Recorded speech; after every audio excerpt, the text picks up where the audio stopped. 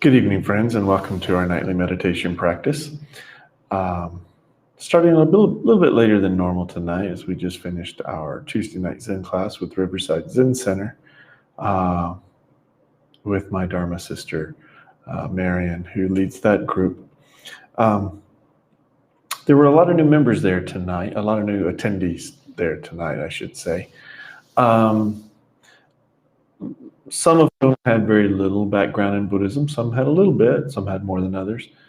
There were quite a few new participants there tonight, and it was wonderful to see them all. But I got to running through my head as I'm sitting there, and we're trying to kind of go through the motions of, how do we deal with new people and introduce them slowly to the Dhamma or the Dharma. And it occurred to me that my personal preference is the Buddha's very first teaching, which is traditionally known to be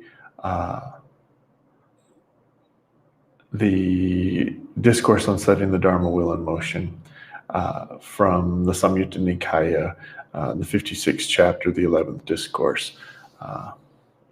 So I decided, you know what, I'm going to share that tonight, because to me, that is how the Buddha decided to teach the most important part of his Dhamma that he learned, that he acquired under the Bodhi tree. And that is basically the Four Noble Truths. And I think that is the foundation of all of Buddhism, is the Four Noble Truths. There is suffering. There is cessation of suffering. There is a way to cease suffering, and the way to cease suffering is the Noble Eightfold Path. So there is suffering. There's a cause of suffering. There's a way to cease suffering, and the way to do so is the Noble Eightfold Path. So that's what the Buddha teaches in the Dhammacakkappavattana Sutta, or the setting the Dharma wheel in motion. And that's what I'm going to share just briefly tonight.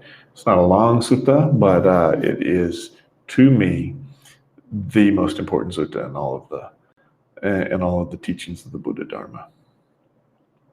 So I'm going to share that with you.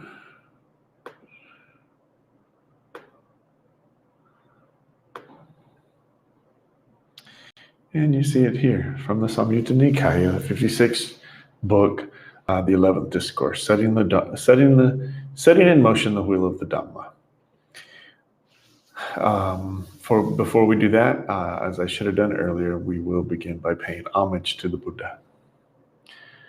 Namo tassa bhagavato arahato samma sambuddhassa. Namo tassa bhagavato arahato samma sambuddhassa. Namo tassa bhagavato arahato samma sambuddhassa.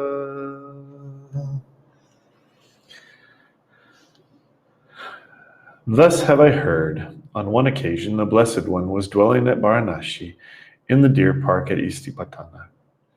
There the Blessed One addressed the bhikkhus of the group of 5 thus: Bhikkhus, these two extremes should not be followed by one who has gone forth into homelessness. What two? The pursuit of sensual happiness and sensual pleasures, which is low, vulgar, the way of the worldlings, ignoble, unbeneficial, and the pursuit of self-mortification, which is painful, ignoble, unbeneficial.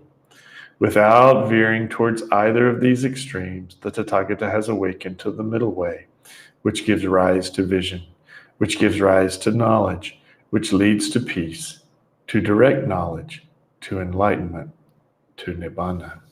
And what, bhikkhus, is that middle way awakened to by the Tathagata, which gives rise to vision, which leads to nibbana?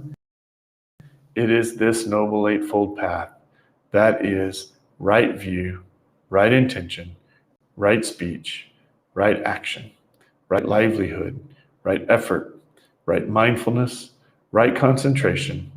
This, bhikkhus, is that middle way awakened to by the Tathagata, which gives rise to vision, which gives rise to knowledge, which leads to peace, to direct knowledge, to enlightenment, to nibbana. Now this, bhikkhus, is the noble truth of suffering. Birth is suffering, aging is suffering, illness is suffering, death is suffering, union with what is displeasing is suffering, separation from what is pleasing is suffering. Not to get what one wants is suffering. In brief, the five aggregates subject to clinging are suffering. Now this, bhikkhus, is the noble truth of the origin of suffering. It is this craving which leads to renewed existence, accompanied by delight and lust, seeking delight here and there. That is, craving for sensual pleasures, craving for existence, craving for extermination. Now this, bhikkhus, is the noble truth of the cessation of suffering. It is the remainderless fading away and cessation of that same craving, the giving up and relinquishing of it, freedom from it, non-reliance on it. Now this, bhikkhus, is the noble truth of the way leading to the cessation of suffering. It is the Noble Eightfold Path. That is right view, right intention, right speech, right action,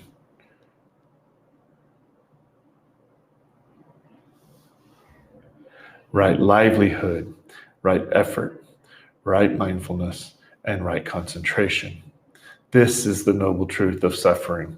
This, bhikkhus, in regards to things unheard before, thus, bhikkhus, in regard to things unheard before, there arose in me vision, knowledge, wisdom, true knowledge, and light.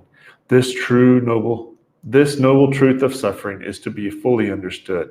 Thus, bhikkhus, in regard to things unheard before, there arose in me vision, knowledge, wisdom, true knowledge, and light.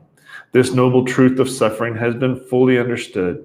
Thus, bhikkhus, in regard to things unheard before, there arose in me vision, knowledge, wisdom, true knowledge, and light.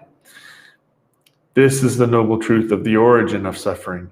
Thus, bhikkhus, in regard to things unheard before, there arose in me vision, knowledge, wisdom, true knowledge, and light. This noble truth of the origin of suffering is to be abandoned.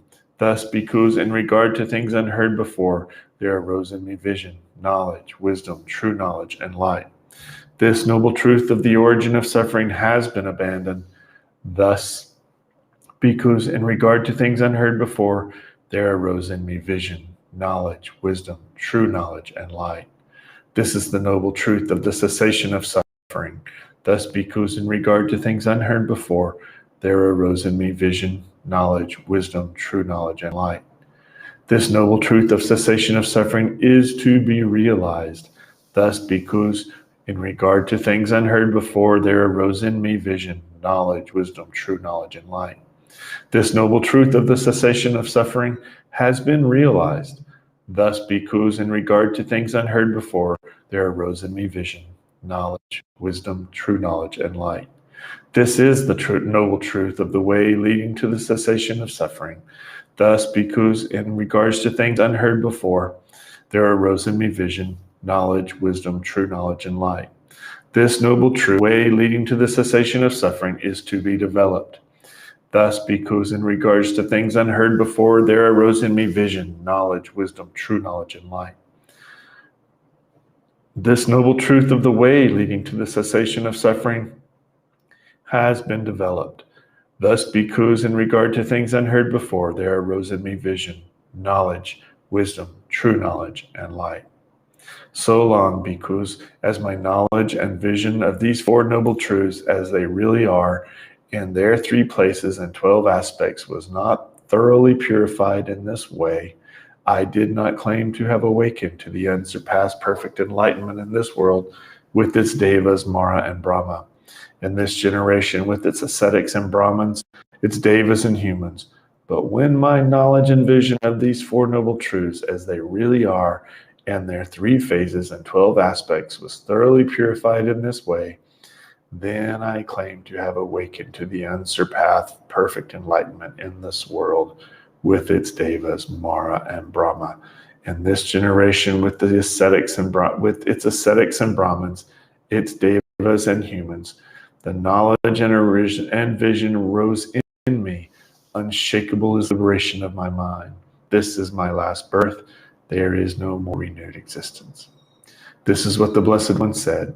Elated, the bhikkhus of the group of 5 delighted in the Blessed One's statement.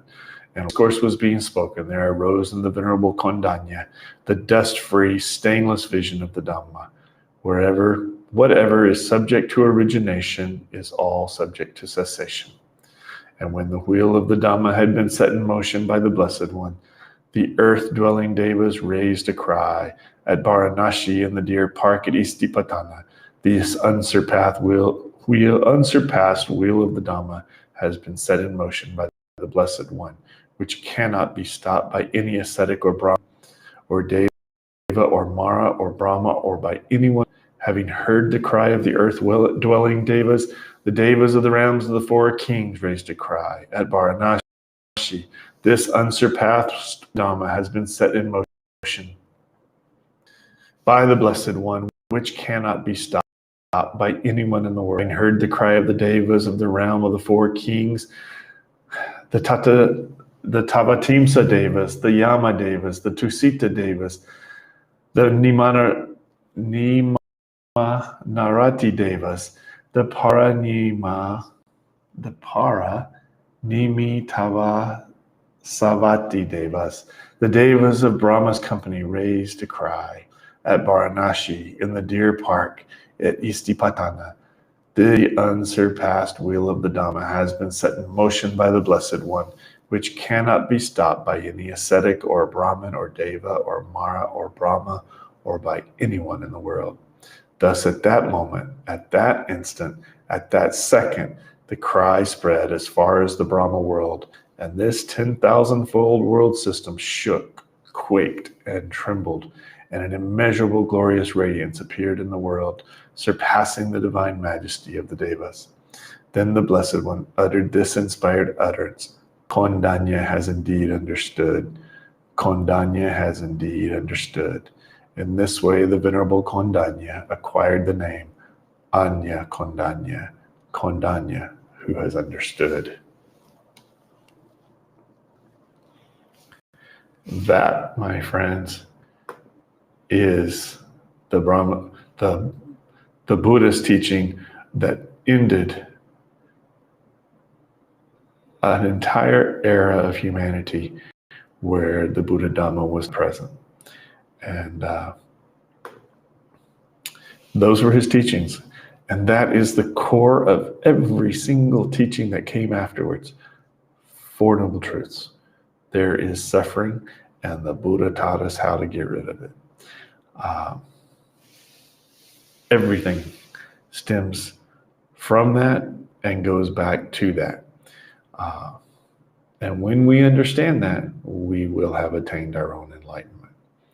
That's what it takes, is understanding that truth that the Buddha learned under the Bodhi tree.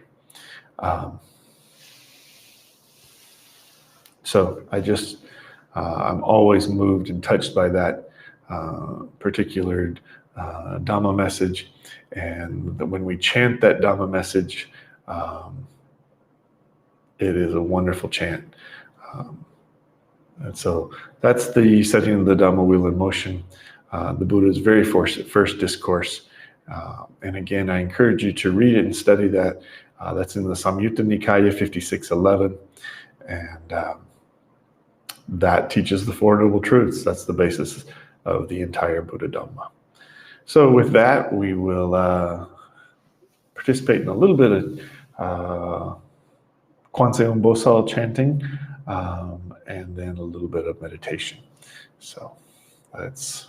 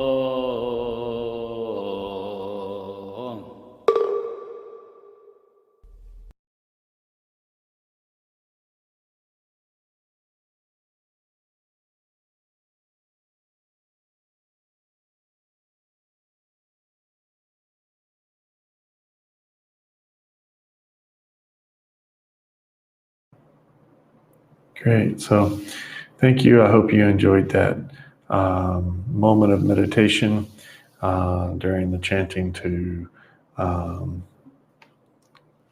Guanseum Bosol or Guanyin Avalokiteshvara, the Bodhisattva of compassion.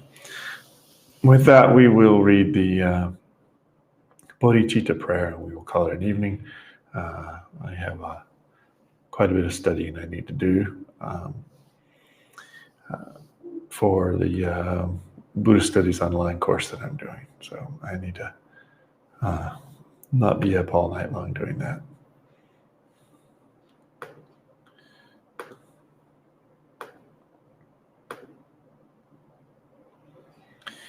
Okay, the bodhicitta prayer. With a wish to free all beings, I shall always go for refuge to the Buddha, Dharma, and Sangha until I reach full enlightenment. Enthused by wisdom and compassion, today in the Buddha's presence, I generate the mind for full awakening, for the benefit of all sentient beings. As long as space remains, as long as sentient beings remain, until then may I too remain and dispel the miseries of the world. Thank you for joining me for my short meditation tonight. It was more or less a direct continuation since 8:30 for me, and it's now 10:40, so I've been going at this for 2 hours and 10 minutes already. Yeah, you guys just didn't see the first hour and 40 minutes. But thank you for joining me, for those of you who did, and I hope to see you again tomorrow night. Good night.